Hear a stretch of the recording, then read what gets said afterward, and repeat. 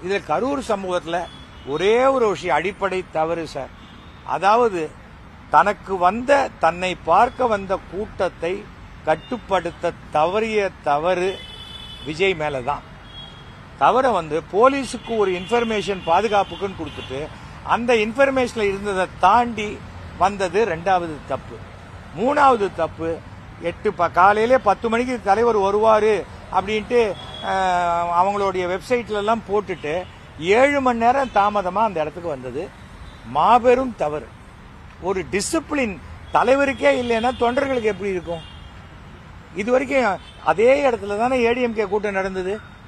நான் ஒண்ணுமே கேட்கிறேன். 27,000 பேர் வந்தாங்க, மிகப்பெரிய இது நடந்துருச்சு எல்லாம் பேசுறாங்களே. வருஷம் கபாலி கோவில்ல 63 3 லட்சம் பேர் வராங்க இந்த 4 மாட வீதியில. இப்போ திருச்செந்தூர்ல கோயில் கும்பாபிஷேகம் 7 லட்சம் பேர் வந்தாங்க. ஒரு இதுவும் ஸ்டாம்பீடும் நடக்கலையே. ஒழுக்கமற்ற கூட்டம் வரும்போது நீங்க அவங்களுக்கு ஒரு பெரிய மைதானத்தையே ஒதுக்கினாலும் இப்படி ஒழுக்கமற்று ஒழுக்கக்கேடாதான் நடப்பாங்க.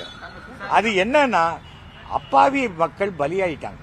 விஜயை பார்க்கணுங்கிற ஆசையில 2 வயசு குழந்தை கேட்குதுன்னு கூட்டிட்டு வந்தாங்க. விஜயை பார்த்து என்ன ஆகும்? உனக்கு ரேஷன் கார்டுல எக்ஸ்ட்ரா அரிசி போடுவாங்களா? சினிமா நடிகன் பின்னாடி ஏன் போறீங்க? உனக்கு நல்லதை செய்யறவன் பின்னாடி போ. வெறும் சினிமா நடிகை அவன் பொம்மை ஸ்கிரீன்ல வரும், அதை ஏன் நம்புறீங்க? நான் எனக்கு ரசிகர் மன்றமே கிடையாது, கூடாதுன்னு சொல்லிட்டேன். அது என்ன ரசிகர் மன்றம்? ரசிகர் மன்றம் என்ன செய்வாங்க? பால் ஊத்துறதா? அப்பா அம்மாவுக்கு பால் ஊத்த தெரியாதவன் தான் போய் கட் அவுட்டுக்கு பால் ஊத்துவான். இதெல்லாம் இந்த அடிப்படையான தவறு. ஆந்திரால மட்டும்தான் சினிமாலேருந்து மேக்கப்போடு சிஎம் ஆனது என்டி ராமராவ். ஏன்னா அவரை தெய்வமா நினைச்சாங்க.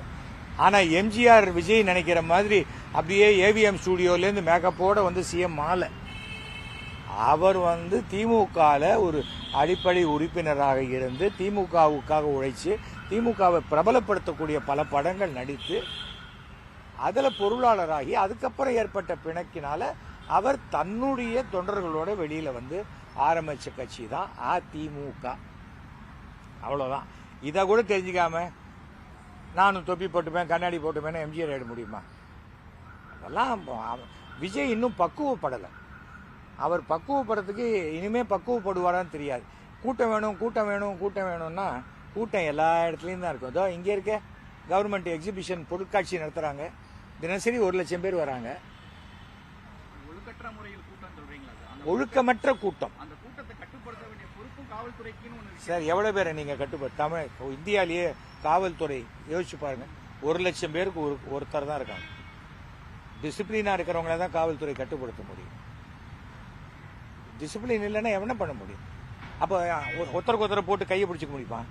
அங்க 27,000 பேர் வந்திருக்காங்க, 27,000 பேரா போட முடியும்? இதுக்கு முன்னாடி இதே தவறு மயக்கம் போட்டது நாமக்கல்ல நடந்திருக்கு, முன்னாடி நடந்திருக்கு. ஆனா உயிர் பலி ஆகாததுனால விஜய் தப்பிச்சிட்டார். அவர் இப்ப என்ன பண்றாரு? 4 நாள் கழிச்சு என் நெஞ்சமே வெடிச்சிரும் போல இருக்குன்னு ரிகர்சல் எல்லாம் பண்ணி ஏதோ ஒரு 4 நிமிஷம் டேப் விடுறாரு. அதுக்கு பதிலா விஜய் ஒரு நல்ல தலைவனாகணும்னு ஆசைப்பட்டிருந்தா அப்போ அந்த இடத்துல இருந்து நேர கிளம்பி அந்த ஹாஸ்பிட்டலுக்கு போயிருக்கணும்.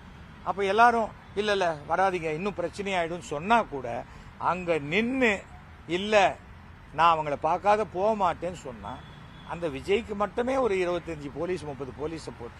ஏன் அவருடைய 20 பேர் வராங்களே, 10 பவுன்சரு. அப்புறம் சென்ட்ரல் கவர்மெண்ட்ல இங்க அண்ணாமலைக்கு கொடுத்த மாதிரி அவருக்கு ஒய் கேட்டகரியில் கொடுத்துருக்காங்க, அது வராங்களே. அங்க போய் பார்த்துட்டு போயிருக்க வேண்டியது தானே. அங்கேயும் பேட்டி கொடுக்கல, சென்னையில தனி பிளைட்ல பேட்டி கொடுக்கல. 8:45 மணிக்கு நாமக்கல்ல அவர் மீட்டிங்னு சொல்லிட்டு 8:45 மணிக்கு மெட்ராஸ்ல ஏறுறாரு பிளைட்ல. அதுக்கு இனிமே ஹெலிகாப்டர்ல வந்துடலாம், நேரம் அந்த பஸ் மேலேயே இறங்கி அங்கேயே பேசிட்டு அப்படியே போயிடலாம். அவர் ரோட் ஷோ பண்ணணும்னு பாக்குறாரு. அவர் ரோட் ஷோக்கு பர்மிஷன் கேட்கல, மீட்டிங்க்கு தான் பர்மிஷன் கேட்டார். மீட்டிங்கை ரோட் ஷோவா மாத்தினது யார் தப்பு? விஜய் தப்பு. அவர் தன்னை நடிகர் மேக்கப்பை இன்னும் கலைக்கலன்னு நினைச்சிட்டு இருக்காரு.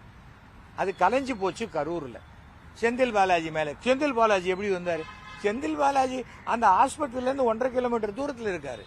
ஒரு சம்பவம் நடக்குதுன்னா ஐஎஸ் இது போலீஸ் வாக்கி டாக்கியில எல்லாருக்கும் போகும் இல்ல விஷயம்.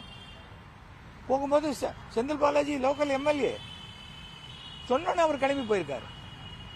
இங்கே சிஎம் சொல்லியிருக்காரு, ஐஎஸ் வழியா வந்தோன்னே அவர் சொல்லியிருக்காரு, நம்ம அன்பில் மகேஷ் போயிருக்காரு. ஒன் ஹவர் டிராவல் கரூர்ல இருந்து.